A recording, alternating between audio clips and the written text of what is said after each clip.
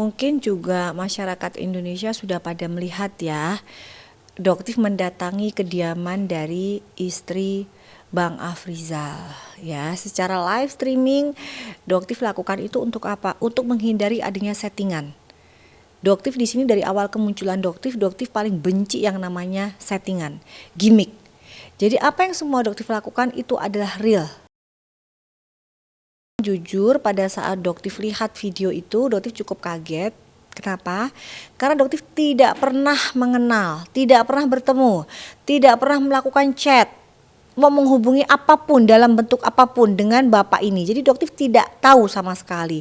Tiba-tiba muncul bapak itu menjelaskan bahwa saya disuruh Doktif.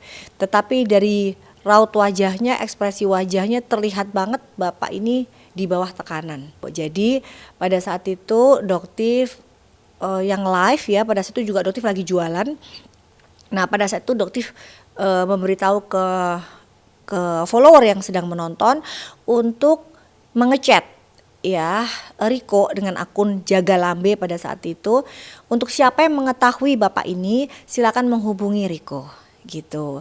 Dan ternyata nggak menunggu berselang lama, setelah live selesai, keluarga dari Bang Afrizal ini menghubungi Riko gitu. Dan dari situ akhirnya kita mengetahui alamat dari ibu ini yang tinggal di Medan, dan akhirnya kita datang. Setelah kita datang, kalian bisa lihat bahwa memang ibu itu mengakui bahwa mereka tidak pernah tahu yang namanya Doktif, tidak pernah menemui, tidak pernah seperti apa yang diceritakan oleh Bang Afrizal. Jadi pada saat itu ibu itu bercerita bahwa memang 2 hari sebelum penangkapan itu ada bapak-bapak polisi yang sama yang juga makan di situ. Jadi seperti mungkin melakukan penyamaran mungkin ya gitu kan, melakukan penyamaran. Dan 2 hari kemudian bapak tersebut dibawa. Pada saat datang mereka menanyakan di mana Bapak Afrizal, apakah ada masalah dengan Richard dan sebagainya. Nah, yang aneh di sini pada saat datang Bapak polisi tersebut tidak menunjukkan surat penangkapan. Nah, surat penangkapan itu ditunjukkan pada saat istri dari Bang Afrizal meminta. Ya, jadi ini menurut Doktif dugaannya sudah melanggar prosedur. Yang kedua, pada saat Bang Afrizal dibawa dan Bang Afrizal memanggil istrinya untuk melihat ke dalam mobil, di situ tampak namanya Hans Pranata. Di mana Hans Pranata adalah asisten dari Richard.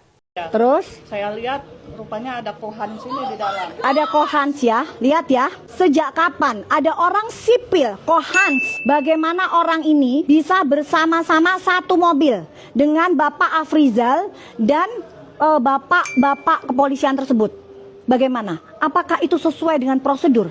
Tolong viralkan ini. Pak Listio Prabowo. Pak, ini ada oknum loh, Pak. Masa Bapak masih tutup mata? Jangan ya Pak ya, jelas banget ini Pak. Bapak Kapolda Sumatera Utara. Ya, Bapak Kapolda Sumatera Utara. Pak, orang ini ya Pak ya. Orang ini ikut dalam proses pembawaan, saya nggak mau penangkapan. Karena saya tidak tahu itu prosesnya seperti apa. Saya nggak mau bilang itu penangkapan ya.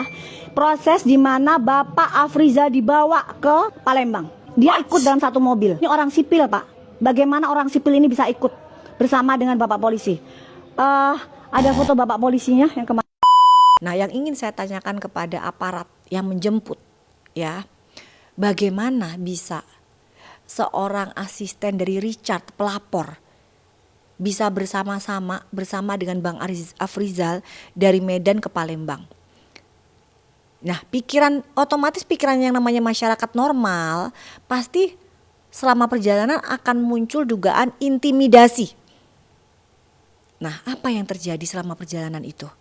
Nah, bagaimana Bapak penyidik bisa membawa juga Hans, ini adalah suatu pertanyaan yang cukup besar. Ada lagi keanehan, pada saat itu dibawa yang namanya 3 handphone. Termasuk salah satunya adalah handphone dari istrinya. Dan pada saat membawa handphone tidak ada surat penyitaan atau penerimaan pengambilan dari handphone tersebut. Ya. Jadi cukup banyak kejanggalan di sini. Makanya Doktif dengan sangat memohon Bapak Kapolres Pak Haryo Sugiharto sebagai Bapak Kapolres dari Palembang, Kapolres Palembang. Kok bisa Pak anak buahnya melakukan hal-hal yang dugaannya di luar aturannya?